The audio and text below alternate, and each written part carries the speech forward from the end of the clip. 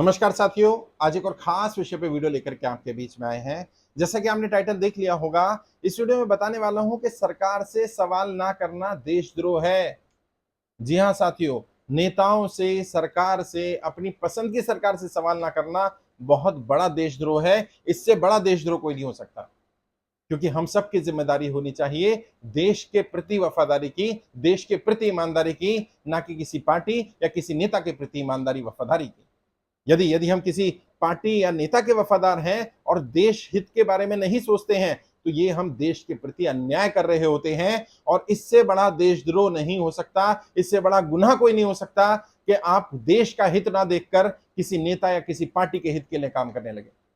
और नेताओं के लिए सबसे फेवरेबल सिचुएशन, सबसे मुफीद सिचुएशन ये होती है कि जनता उसकी समर्थक, उसकी सपोर्टर, उसकी वोटर बन जाए, जनता जनता ना रहे। और वो नेता यही चाहेगा, नेता के लिए आदर्श स्थिति होगी कि जनता उससे सवाल ना करे, वोट तो दे दे लेकिन बदले में मांगे कुछ नहीं। ना रोजगार की बात करे, ना व्यापार की बात करे, ना महंगाई की बात करे, ना भ्रष्टाचार की बात करे, इन सब पर बात ना करे। वोट दे दे, सपोर्ट कर दे, गलत नीतियों पर चुप हो जाए, सही नीतियों का बढ़ चढ़कर प्रचार प्रसार करे, गलत में ही सही ढूंढा जाए। और नेता फिर इसका फायदा उठाते हैं। नेता जनता को इसी तरह मोबिलाइज करने की कोशिश करते हैं, धर्म के नाम पर, जाति के नाम पर, किसी खास मुद्दे के नाम पर, ताकि आपके जो मेन मुद्दे हैं उन पर आप सवाल ना करें।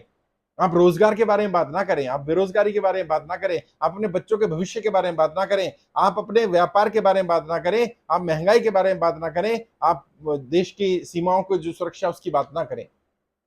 आप बात करें उस नेता के हित की, आप बात करें किसी धर्म की, किसी जाति की। ये आपके लिए फेवरेबल नहीं है, ये नेताओं के लिए फेवरेबल है। और आपको तय करना पड़ेगा, आपको तय करना पड़ेगा कि आपके लिए देश महत्वपूर्ण है या कोई पार्टी या कोई नेता ज्यादा महत्वपूर्ण है। ये लोग कहते हैं कि वो नेता या पार्टी देश के लिए काम कर रही है। अगर देश के लिए काम कर रही है तो देश का मतलब कोई जमीन का टुकड़ा या भूभाग नहीं होता। देश का अर्थ क्या है? देशभक्ति का अर्थ क्या है? देश का एक एक नागरिक, अब यदि एक एक नागरिक संपन्न नहीं है, एक एक नागरिक सुरक्षित नहीं है, एक एक नागरिक तरक्की नहीं कर रहा है, तो फिर वो देशभक्ति कहां हुई? वो तो किसी समूह भक्ति को कह सकते हैं, किसी व्यक्ति भक्ति को कह सकते हैं, किसी पार्टी की भक्ति को कह सकते हैं। तो ऐसे तो प्राइवेट लिमिटेड कंपनी चला लो भाई, कंपनी के डायरेक्टर के प्रति वफादार रहो, क्योंकि उसने नौकरी दे रखी है। जनता को कौन सी नौकरी दे रखी है भाई? क्या छीन लेगा तुमसे वो? नेताओं से सवाल करिए। जनता से, जनता की जिम्मेदारी बनती है कि नेताओं से लगातार सवाल करें, और ये हमारा संवैधानिक अधिकार है। नेताओं से सवाल करना, सरकारों से सवाल करना ही हमारा संवैधानिक अधिकार है। संविधान में बताया गया है जनता परमानेंट विपक्ष होती है। अपनी पसंद की सरकार चुनिए और विपक्ष में आकर के बैठ जाइए, और फिर सरकार को जिन कामों को करने के लिए भेजा है उन पर निगाह रखिए। यदि सरकार उस मार्ग से डगमगाए, हटे, तो सवाल करिए। अपनी पसंद की सरकार हो तो सवाल करिए, अपने से विरोधी पसंद की सरकार हो तो सवाल करिए, और यदि अपनी पसंद की सरकार से भी सवाल ना कर पाए तो फिर खुद से सवाल करिए, क्या चुन लिया? ऐसा कौन सा गुनाह, कौन सा पाप कर दिया कि ऐसे व्यक्ति को सर पर बैठा लिया जिसने आपकी अभिव्यक्ति की आजादी भी छीन ली? सवाल करिए अपने आप से, जनता बनने की कोशिश करिए, नेताओं के जाल में, चंगुल में मत फंसिए। नेता चाहते हैं कि आप उनके समर्थक बन जाएं, आप उनके वोटर बन जाएं, आप सपोर्टर बन जाएं, जनता ना बने। मैं आपको कह रहा हूं, असली देशभक्ति इसी में है। देश क्या है? एक जमीन का टुकड़ा नहीं है देश। देश है वहां की संपदा, वहां के नागरिक, वहां के रिसोर्सेज, वहां के संसाधन। संसाधन बेच दिए जाए सारे किसी प्राइवेट आदमी के नाम, जमीन बेच दी जाए, कोई पड़ोसी देश कब्जा करता रहे जमीन पर, और हम सरकार की वाहवाही करते रहे। किस लिए भाई? सरकार किस लिए चुनी थी? इन्हीं कामों के लिए तो सरकार चुनी थी। वरना देख लो श्रीलंका में, देख लो क्या हो रहा है। अभी भी अलर्ट नहीं हुए तो यही होगा। वहां भी नेताओं ने ऐसे कहा था, अच्छे दिन आएंगे, हम ये करेंगे, हम वो करेंगे, धर्म की अस्मिता लेकर के आएंगे। क्या कर दिया? गड्ढे में डाल दिया। इतनी बुरी इकोनॉमिक कंडीशन कर दी कि आज जनता नेताओं से नफरत करने लगी, नेताओं को मारा जाने लगा, नेताओं के घर जला दिए गए, उनकी गाड़ियां छीन ली गई, उनके घरों पर कब्जा कर लिया गया, उनकी प्रॉपर्टी पर कब्जा कर लिया गया, क्योंकि जनता ने मान लिया कि ये जो घर है ये नेता का घर नहीं है। नेता जो किराए के मकान में रहता था, आज उसके पास 10-10 मकान कहां से आ गए भाई? जिसके पास साइकिल नहीं होती थी, चुनाव जीतने बाद, छोटा मोटा ग्राम प्रधान का चुनाव, बीडीसी मेंबर, जिला पंचायत सदस्य का चुनाव जीतने के बाद वो बड़ी कोठी, बड़े बंगले का मालिक कैसे हो गया? कहां से आया पैसा? जनता का ही पैसा था। उन योजनाओं का पैसा जो जनता के हित के लिए बनी थी, वो पैसा योजनाओं में जाना था, जनता का उत्थान होना था। जनता का उत्थान ना होकर उस नेता का उत्थान हो गया। कब तक मूर्ख बनाओगे भाई? और अब जनता जाग रही है। जनता को जगाने वाले बहुत लोग हैं। जनता खुद समझदार हो रही है। जनता सवाल कर रही है नेताओं से। और यदि यदि आप पहले दूसरे की सरकार थी, कांग्रेस की सरकार थी केंद्र में, यूपीए की, और आप सरकार से सवाल करते थे, सरकार की गलत नीतियों पर खुलकर बोलते थे, आज वर्तमान सरकार से सवाल नहीं कर रहे, गलत नीतियों पर खुलकर नहीं बोल रहे, तो आप कुछ भी हो सकते हैं, देशभक्त नहीं हो सकते। ये देशद्रोह है।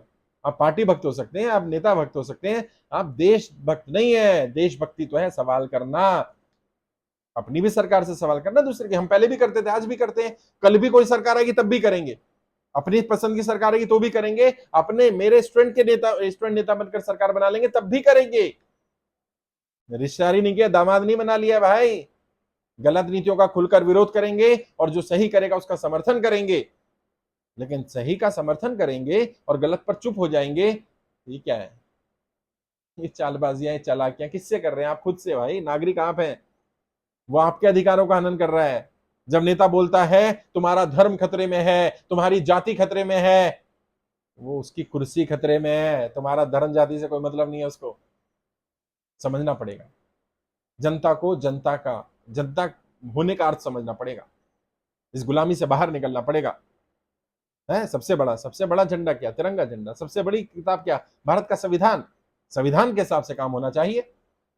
ये थोड़ी ना कि कभी भी किसी भी जाति के धर्म के लोगों के खिलाफ कुछ भी बोल दिया जाएगा, उसको स्वीकार कर लेंगे, चुप हो जाएंगे।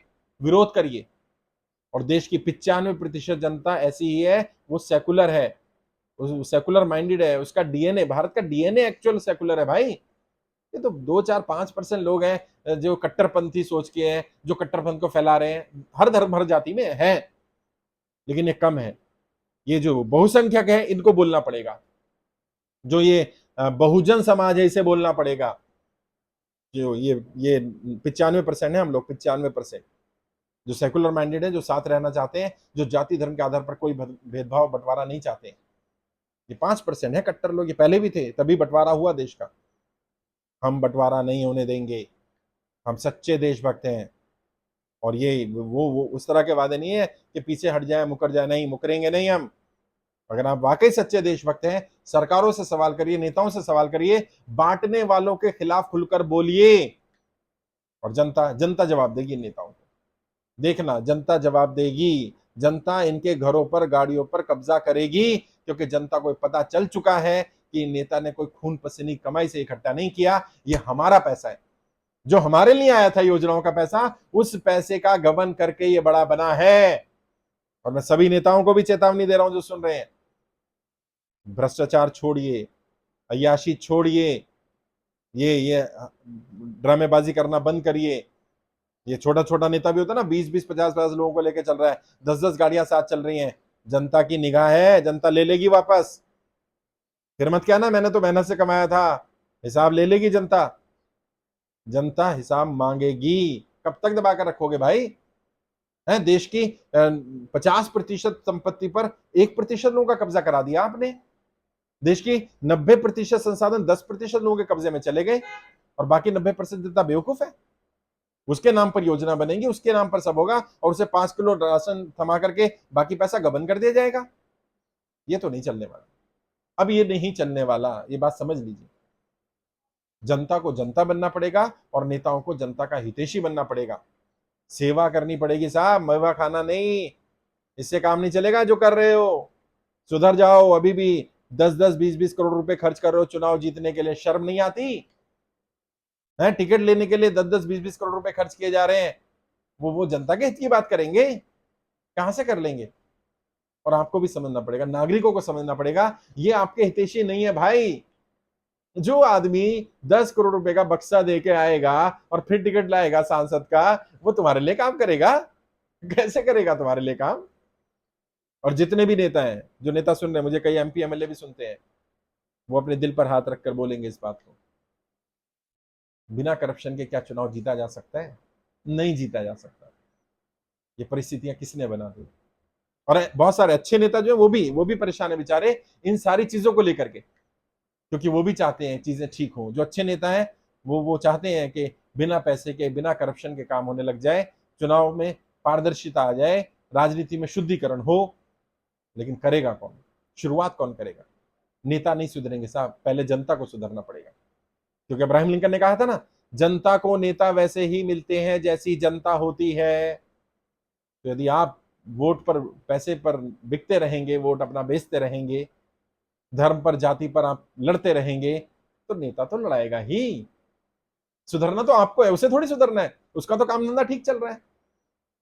तो मैंने बताने की कोशिश की कि अगर नेताओं से सवाल नहीं करते हैं, चुनी हुई सरकारों से सवाल नहीं करते हैं, इससे बड़ा देशद्रोह कुछ नहीं हो सकता। ये देशद्रोह है, माने ना माने आप देशद्रोही हैं अगर आप नेताओं से सवाल नहीं कर रहे, सरकारों से सवाल नहीं कर रहे।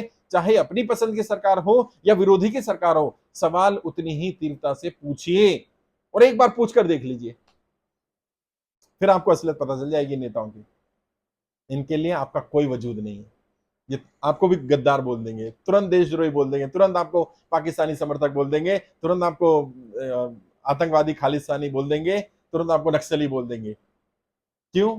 क्योंकि वोट चाहिए बस, बाकी कुछ नहीं चाहिए। मैंने कोशिश की बताने की कि क्यों क्यों मैं ऐसा मानता हूं कि सरकारों से, नेताओं से सवाल ना पूछना देशद्रोह है। वो सब लोग देशद्रोही जो सरकारों से, नेताओं से सवाल नहीं करते, अपने हक की आवाज नहीं उठाते।